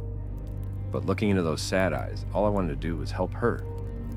I started to roll down the window. That's when I heard shouting. I looked in my rearview mirror and saw another vehicle approaching the bridge, headlights flashing. The woman at my window turned to look, and her expression changed. The sadness was replaced by anger, by frustration. "You're not him," she hissed. "You're never him. Why is it never him?" Then she was gone, just vanished like she'd never been there. My window was down now, and I could feel the cold night air rushing in. And I realized with a chill that I'd been about to get out of my truck, been about to walk to the edge of the bridge with her. The approaching vehicle was a parked police car. The officer inside was Bob Hartman, a grizzled veteran who'd worked the park for 20 years. He pulled up next to my truck, rolled down his window. "You all right?" he asked. I nodded, not trusting my voice. "You saw her, didn't you?" Bob didn't wait for an answer. "I was making rounds. Saw your truck stopped on the bridge. Figured she'd gotten to you. That's why I came in hot, lights and noise. She doesn't like disruption. Usually makes her disappear." "She was going to make me jump," I said, finally finding my voice. "I was going to get out of the truck and walk to the edge with her." Bob nodded grimly. "You're the fourth person I've pulled off this bridge this year. And you're lucky. Some years, I don't get here in time." He told me to follow him off the bridge, and we parked at the far end to talk. Bob explained that the Park Service was well aware of Mary Lee's ghost, that rangers were instructed to patrol the bridge area around midnight to discourage people from crossing at that time. "But we can't close it," Bob said. "It's a public roadway, and there's no legal grounds for shutting it down. So we do what we can. We patrol, we warn the locals, and we hope no one gets caught on that bridge when she appears." "Has anyone died?" I asked. Bob was quiet for a long moment. 3 people that we know of. All drownings in the river near the bridge, all around midnight. All young men, roughly the same age Daniel Tucker was when he died. We can't prove it was her, but he didn't need to finish. We both knew. I've crossed that bridge hundreds of times since that night, but never after dark. I take the long way home now. Add an extra 20 minutes to my drive. It's worth it to avoid that bridge at midnight. But I still hear the stories. People still see the woman in white, still get caught in her desperate search for her lost love. Some of them get away, say by a patrolling ranger or by their own common sense kicking in at the last moment. Some of them don't. Last year, a college student from Nashville drowned in Harpeth River. His car was found parked near the bridge, his phone in the front seat showing he'd been on the bridge at 11:47 p.m. Search teams found his body downstream 2 days later. His family said he'd been fascinated by local ghost stories, had been researching them for a class project. They found notes in his apartment about Mary Lee Patterson, about the ghost on the bridge, about how he wanted to see her for himself. He saw her, all right, and he paid the price. So if you ever find yourself in Tennessee, if you ever drive through Harpeth River State Park and see that beautiful old iron bridge, cross it during the day. Admire the engineering, take your pictures, enjoy the scenery. But when the sun goes down, find another route. Because Mary Lee Patterson is still waiting on that bridge, still searching for her lost love. And in her loneliness and confusion, she might just convince you to join her in the dark water below. After all, she made a promise to wait. And some promises, it seems, last forever. Conclusion. Well, folks, there you have it. 10 tales from the deep mountains of Appalachia, 10 warnings about places and things that most people dismiss as superstition or folklore. But those of us who work in these mountains, who spend our days and nights in the forests and hollers, we know better. We know that there are thin places in these ancient mountains, places where the barriers between our world and others wear thin. We know there are things older than our understanding lurking in the shadows of the ridges and valleys. And we know that the warnings passed down through generations of mountain folk aren't just stories, they're survival guides. I've shared these stories with you not to scare you away from the mountains. They're beautiful places worthy of respect and exploration. I've shared them to keep you safe, to help you recognize when you've wandered into a thin place, when you've heard a call that shouldn't be answered, when you've seen something that shouldn't be seen. The mountains are old, older than we can truly comprehend. And like all old places, they have their secrets, their dark corners, their hungry things that wait in the shadows. But they also have their beauty, their majesty, their power to inspire and heal. Just remember, stay on the marked trails. Don't follow unexplained sounds. Don't answer knocks at midnight. Don't walk between facing trees. Don't climb stairs that lead nowhere. Don't trust voices from dark wells. And for God's sake, if you see something that makes your skin crawl, that makes every instinct scream at you to run, then run. Don't investigate. Don't try to rationalize it. Just get to safety and count yourself lucky. These mountains have been here for millions of years, and they'll be here long after we're gone. Respect them. Fear them when fear is warranted, and maybe, just maybe, you'll leave with nothing but good memories and beautiful photographs. And one final ask from me to you. If these stories resonated with you, if they gave you chills or made you think twice about that late night hike, do me a favor. Hit that subscribe button. We're so close to 1,000 subscribers, and reaching that milestone means these warnings, these stories, these lessons can reach even more people who need to hear them. Drop a like if you enjoyed this collection, and please, please, share your own experiences in the comments. Your story might save someone's life someday. This has been Park Ranger Files. Stay safe out there, folks. The mountains are beautiful, but they're not always kind. And sometimes, the old warnings are the only things standing between us and the darkness that waits in the deep places. Until next time, this is your host signing off. And remember, if you hear whistling in the woods, if someone knocks at midnight, if you find stairs that lead nowhere, turn around and walk away. Some invitations are better left unanswered,